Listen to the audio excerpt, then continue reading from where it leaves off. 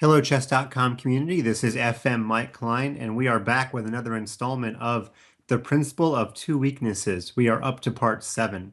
If you missed part 6, you saw a game in which I won a pawn early on the queen side, and then eventually had to create a passed pawn on the opposite side of the board, way over on the king side.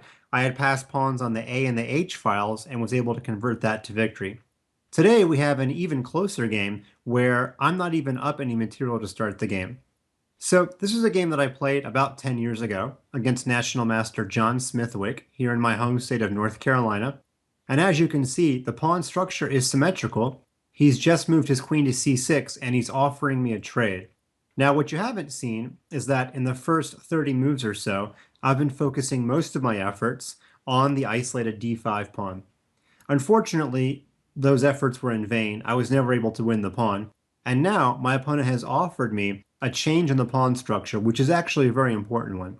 Should I decide to accept the queen trade here, when the b pawn takes back, my initial instinct was not to do this because the isolated pawn on d5 is now much safer. But then I realized that the new isolated pawn, that is, the one on a6, is actually easier for me to attack because black has fewer resources to get over there and defend it. So I went ahead and traded queens, and we have our first weakness, this pawn on a6. As you're going to see in the next couple of moves, I want to make this pawn a permanent weakness. That'll be weakness number 1. Then I've got to figure out what I'm going to do to create a weakness on the king side. So kind of similar to version 6 of our endgame series here. However, a little bit tougher in the sense that I don't have an extra pawn in this endgame. Okay, so the immediate going after of the pawn by playing a move like bishop to e2 is not really going to get the job done. After a move like bishop to e2, he simply plays bishop to c8. I can't attack this pawn a second time. And I was a little bit worried here about this knight, which has been dormant, getting in the game with something like knight to d7, knight to b6, knight to c4. Now, I know that's a long way away, but if black's knight gets all the way to c4, these pawns on the queen side are all going to be targets, and this bishop over here on g3, at best, it's going to be able to defend the pawns, but I won't say it'll be better than the knight. And if I ever take the knight, I think the opposite color bishop endgame would be very, very hard to win. So I've got to be a little more creative than this. Let's go back. And before playing the move bishop to e2, I had to figure out, well, how could I get my bishop to e2 and not let this knight get to a useful square? And there's actually a couple of ideas. I thought what I played was pretty clever. However, after going back and checking with the computer suggests the move bishop to c7. Now, actually, both the computer and the move that I'm going to show you that I played are of the same thinking. Our goal is not to let this knight on f8 get to the really useful square c4. So by putting our bishop on c7, the knight obviously can't use this path of getting to b6. However, I chose a slightly different idea. I went ahead and played bishop to d6. Now, this was a hard move to come up with because it certainly looks like my bishop pair is one of my big assets. However, by playing bishop to d6, I'm actually willingly giving away the bishop pair to make sure this knight doesn't get to the really useful square c4. I'll also have an endgame that I can't possibly lose. You know, if you read the readings of top grandmasters, I'm particularly referencing Jonathan Rowson, he was the first person that taught me this idea of playing for 2 results. Now that seems simple enough, but when you start a chess game, there's clearly 3 results that can happen. You can win, you can lose, or you can draw. Well, when you take this knight, it doesn't matter if your opponent outrates you by 300 or 400 points. It's almost impossible to see how white could possibly lose the endgame. All of these pawns on the queen side will be on white squares. And because we have the white squared bishop, we'll be able to target his queenside pawns. His bishop that'll be remaining won't be able to target our pawns ever. So I feel pretty confident that even against the world champion, there's no way I'm going to lose if I take his knight. Okay, well, assuming he doesn't want to get this dreadful endgame, he would have to move his knight here to avoid me taking it. But there's a problem. If the knight goes ahead and moves to the square d7, he's now blocked his bishop's retreat. Then I go ahead and play the move bishop to e2. And there's not really a great way to guard the a6 pawn. He doesn't have access to b8 for his knight. And if he pushes the pawn, well, I'll just keep on attacking it. And if he pushes again, he's just run out of real estate. Bishop to d1, I mop up the pawn. c6 will be weak after doing so, and that is actually a pretty easy win for white. So let's go back. His other option would be to bring the knight this way, but if the knight heads to g6, honestly, I'm really not sure where it's going. If it ever goes to f4, or even e7 later in the game, I could just take it then, and again, I achieve a very, very similar endgame. So he didn't find a lot of utility in moving his knight here, and he decided to go ahead and play bishop to c8 to guard the a6 pawn. So I took his knight, as I said. Little strange to give up the bishop pair, but it makes full sense when you're thinking about this idea of playing for two results. He took my bishop back, and now comes another important subtlety in the position. All of these queenside pawns, as we said, are on light squares. And if you have any experience in bishops of same color endgame, you know that the pawns on the opposite side of the board as your kings are the vulnerable pawns. If he ever gets his pawn on a6 to a5, not only will his bishop increase some scope by being able to use the a6 f1 diagonal, he won't have to worry about my bishop ever pressuring his pawn on a5. So you can probably figure out what I had in mind here. I want to fix his pawns on the white squares. So to that end, we had the move b4. Okay, now we definitely have permanent weakness number one. It's a weakness, it's never going to be able to stop being a weakness, and we have half of our lesson learned. We are a long way away from making a second weakness on the king side, but we're going to work our way around to that. Okay, let's continue with the next few moves. Both sides start activating their kings. King to e7, king to f1, king to d6, king to e2. And now black made a critical decision which I would probably advise him not to do. He's not really under a lot of pressure yet, especially on the king side, and yet he felt the need to push a pawn on the king side. Well, this is bad for several reasons. Number one, when you're just trying to create a fortress, when you're not trying to improve your position at all, it's often a bad idea to push a pawn. Remember, pawns can't go backwards, so the closer those black pawns get to me, the more I will have the chance to punch a hole in them and create an opening for my king or my bishop to invade on the king side. So pushing a pawn is usually too committal. If you don't have anything to do, just toggle your king back and forth. There was nothing wrong with black just moving his king to c7, or even going to e7, probably nothing wrong with these moves. The other problem, of course, is that when he puts his pawn on f5, which is the move he played in the game, he's putting another pawn on the same color as his bishop. That reduces the scope of his bishop and gives me another pawn to perhaps target later. You're going to see later in this game that if he had kept his pawn back on f6, it would have been much, much more difficult for me to punch a hole in his king side. I don't know that f5 is a losing move yet. He had a chance to get that pawn to f4 later on, which he did not take the opportunity to do so. But it just seems simpler for black to leave the pawn on f6. White has some winning chances, but it would have been more difficult. Okay, so f5. Now, I'm guessing the reason he played this move is that he got a little bit too carried away with the idea of trapping my bishop. In fact, it's been a long time since I played this game, but it's possible that the reason I chose this path for my king, the reason I chose e2 instead of, let's say, e1, is maybe to induce this move. Maybe by stopping my bishop's retreat, I actually wanted him to play f5 to threaten g4. It's such a temporary threat that it's so easy to stop, but could have been that I was setting a little pitfall for my opponent to fall into. Okay, so in any case, f5 threatening g4, but any reasonable move would stop g4, so I played king d3. And now, bishop to e6, bishop to e2, and he's kind of making it seem like he wants to move his king over to guard the a6 pawn. That would free up his bishop to do other things on the king side. He actually has another positional threat here. It would be easy just to pause and say, oh, he's moving his king over to b6 to guard the pawn, but he has another idea. Let's see if you can figure out why black is marching his king toward b6. Well, if you've taken a look at the position, you've probably realized that once the king gets to b6, he's going to remove his weakness by playing the move a5. And if he ever trades his a pawn for either of my pawns on the queen side, there goes my one weakness that I had already put inside the vault.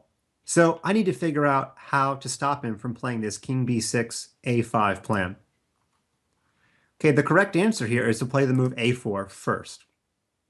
Then after king b6, which is what he played in the game, I get the move a5 in before he does, and now his queen side is permanently sealed. There is no way any of these pawns are ever moving. There's no way that any of my pawns are ever going to be targeted by his king or his bishop. Notice here that if he goes a little crazy and moves his king down the board, king c3 is discovered check, I pick off the a pawn, And then the winning technique is going to be probably just to move my bishop and march the A pawn up the chessboard. So he can't afford to give me a protected pass pawn. That would make life way too easy on me. So let's back up. After the move A5 check, he had to move his king back to C7. Okay, permanent weakness. Now for real, there's absolutely no way that pawn's moving anywhere. Time to refocus our attention back on the king's side. In this position, the computer found what I think is probably a better move than I played. I played king to e3 with the idea of getting my pawn to f4 and creating a pawn imbalance or a king breakthrough on the king's side. The problem with my move is that after king to e3, I gave my opponent one last chance to get his pawn to f4. Now his pawns, being on dark squares, would greatly complement his bishop, and I wouldn't really have a great way for my king to break through. Now, I'm not saying all hope is lost if black has played the move pawn to f4. I would have slid my king over to f3.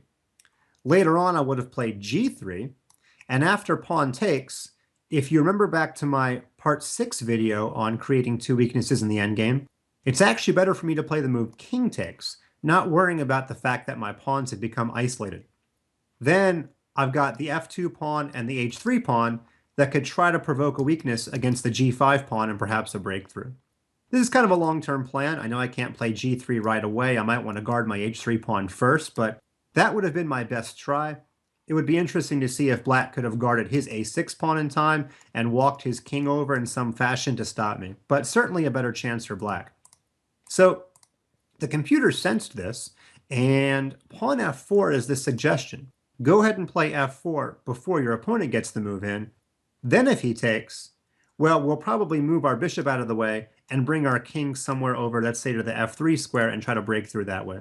So I was a little bit fortunate here. By playing the move king e3, which is what happened in the game, my opponent did not take the opportunity to play f4 and just play the move bishop to c8, guarding the a6 pawn. Okay, so back to the game. Of course, I get f4 in. And now big decision time for black. He can either take, push, or he can do nothing.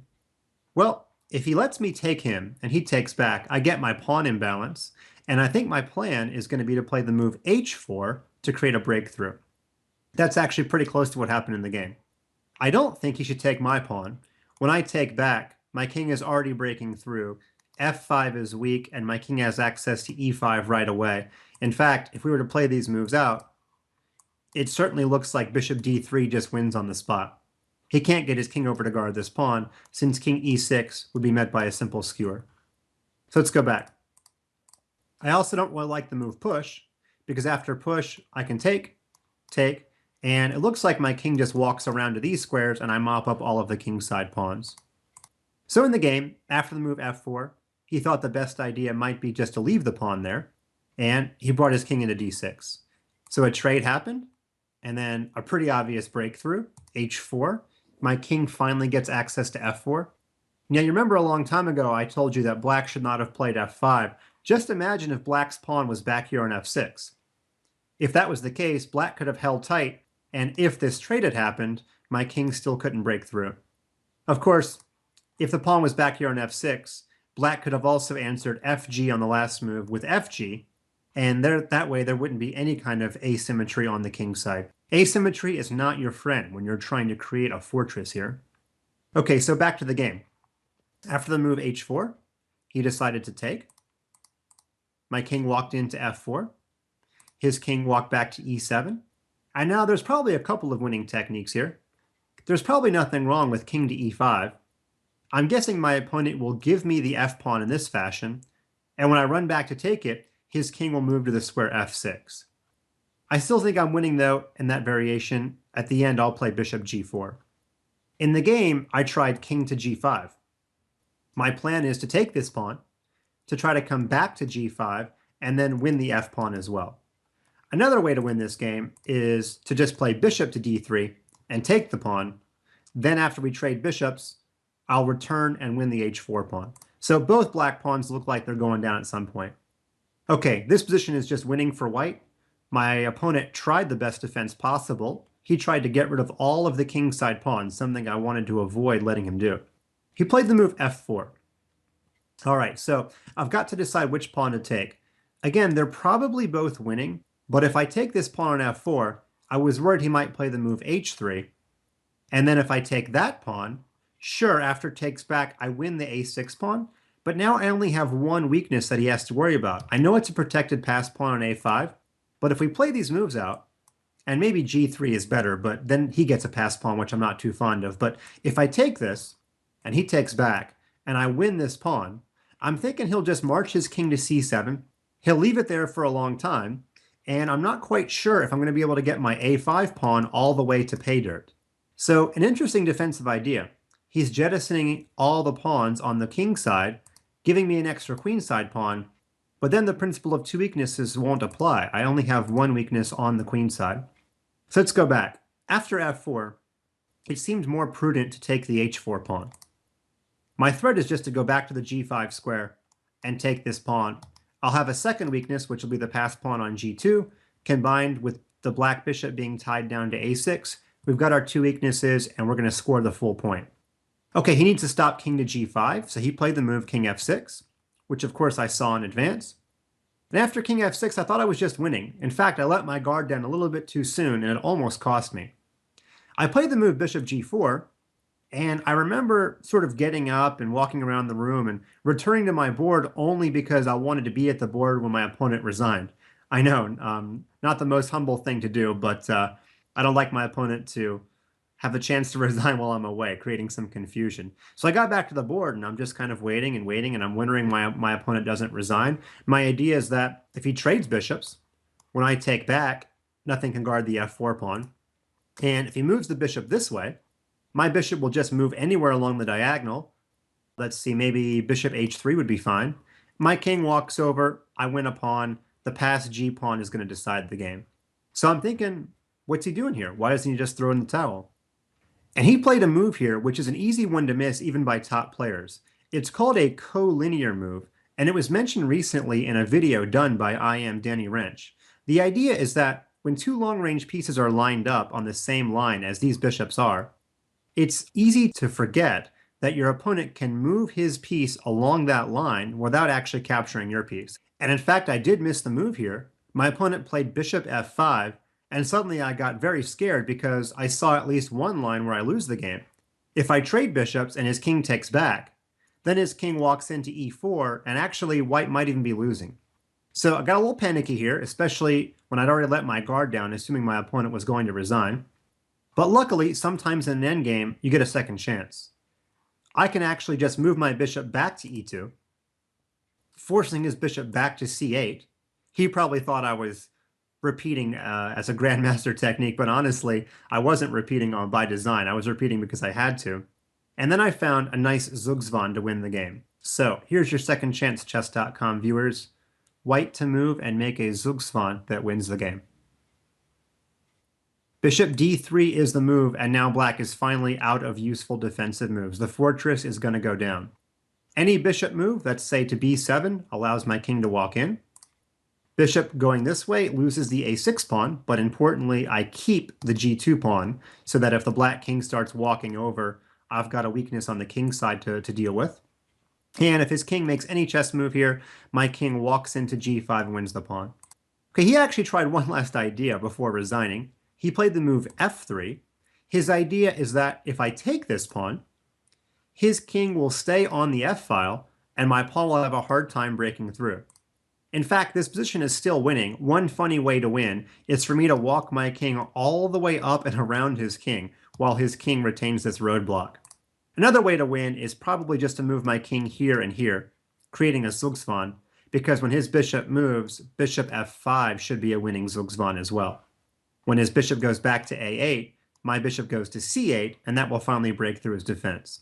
Okay, if all that's a little bit too complicated for you, that's okay. It was too complicated for me in the game, and I didn't want to have to worry about some sort of weird fortress. So after f3, I played g4, and in this position after g4, he finally resigned. Sure, he can play f2 if he wants to, but after f2, I throw in the move g5 check, which is a nice idea. His king has to walk back somewhere, and if you'll notice, my bishop and pawns form a perfect wall. All of these squares that I'm highlighting are being attacked.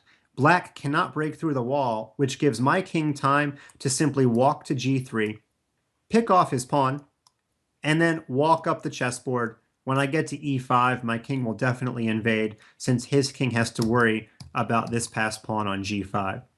Okay, so to repeat, I'm not quite sure if that very first position that we had was actually winning for white, but by trading queens and getting rid of my bishop pair, I was playing for two results. There's no way I could possibly lose the game.